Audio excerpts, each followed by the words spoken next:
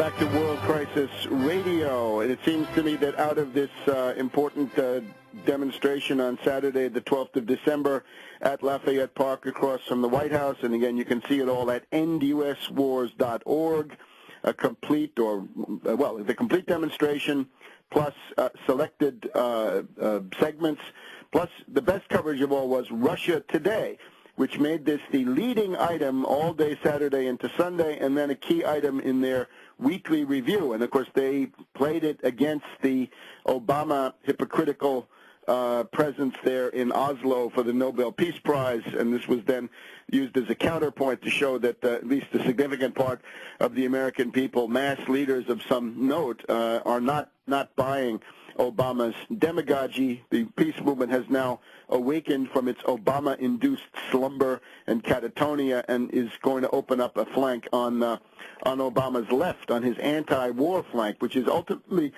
inside the Democratic Party one of his greatest vulnerabilities, and he certainly knows this, right? And everything that he does with relation to Guantanamo and the rest of this stuff, of course, is designed to throw sops to this opposition. Although there will also be another dimension. I'll talk about it later in the show. Repression.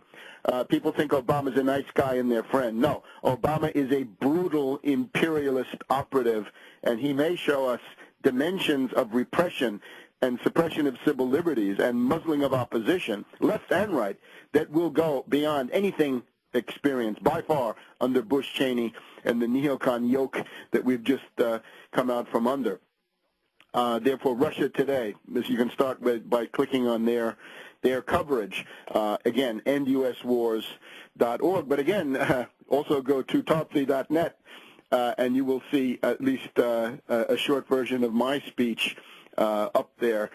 I would also point out, if you look at the essay, Obama Declares War on Pakistan, you'll see in there the arguments that I presented over the last couple of weeks, that this essentially is the attempt to export the Afghan civil war into Pakistan by goading the Pashtuns primarily and then secondarily the Baluchis into a general national insurrection which will break up the national unity of Afghanistan, Pakistan, and indeed Iran.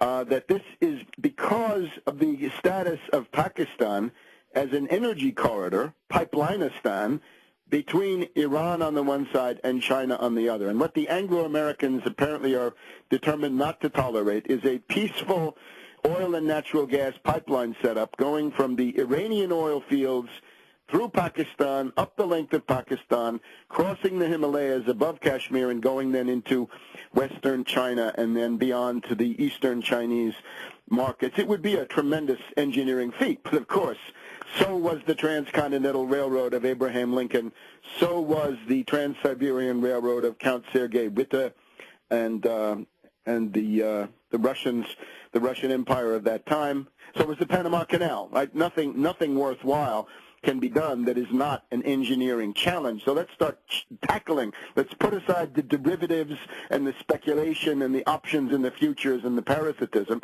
and start to grapple with the challenges of the real physical universe in terms of engineering, science, technology, progress, industry, and the bettering of the human condition through this kind of purposeful activity.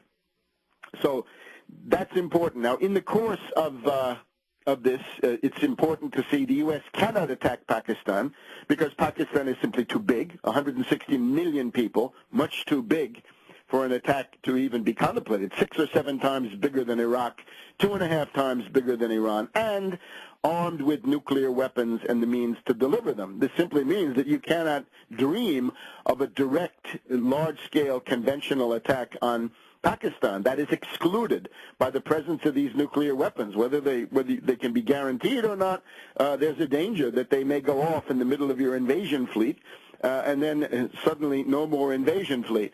So that's too much to risk.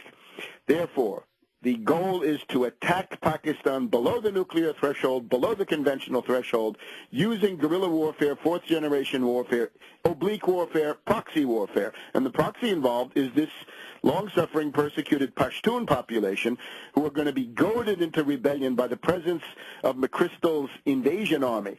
The Pashtuns will be crushed under the heel of McChrystal Soldateska in Helmand, in Kandahar, in the border regions. They'll be antagonized to a frenzy, pushed across into Pakistan, where they will then be bombarded by Predator drones, Hellfire missiles, CIA snipers, CIA sharpshooters, and above all, Blackwater. And we have to go to those accusations coming from the Taliban that the bombs in Peshawar, killing 110 women and children in late October, bombs elsewhere all over Pakistan, are actually set by Blackwater. It's a very plausible charge. This is the charge made by the Taliban. The U.S. Congress, if they were serious, would be holding hearings immediately. Are the butchers of Blackwater active now on the Pakistani side? The Taliban say they are, and there's a significant body of Pakistani press opinion that also says so. The golden age of Blackwater, it would seem, was not even Bush-Cheney. The golden age of the Blackwater butchers is under Obama and Biden. Isn't that interesting? What a shame. How is that hope and change working for you now? The other question I'd like to acknowledge was very interesting for me. After writing this Obama declares war on Pakistan in a preliminary email that I put out the week before, I discovered that Ibrahim Malik of Sama Television, S-A-M-A-A, had written in his blog right after the West Point speech on December 1st by aggressor Obama. His title was, "Did Obama just declare war on Pakistan?" ? And I think the answer is clearly yes. And it's interesting that others share this view, and I think it's a view that's actually widely shared among the best informed, most intelligent, most courageous people in Pakistan, among whom we certainly number Ibrahim Malik, the U.S. correspondent of Sama Television. So this is what's going on. I urge you to get informed about this. You've got to be able to undercut Obama's demagogy. The most important single quotation from that speech, once again, is the part where Obama says the Pakistani nuclear weapons are not secure. The Pakistani nuclear weapons are subject to capture by the Taliban and or Al-Qaeda, who will then use them.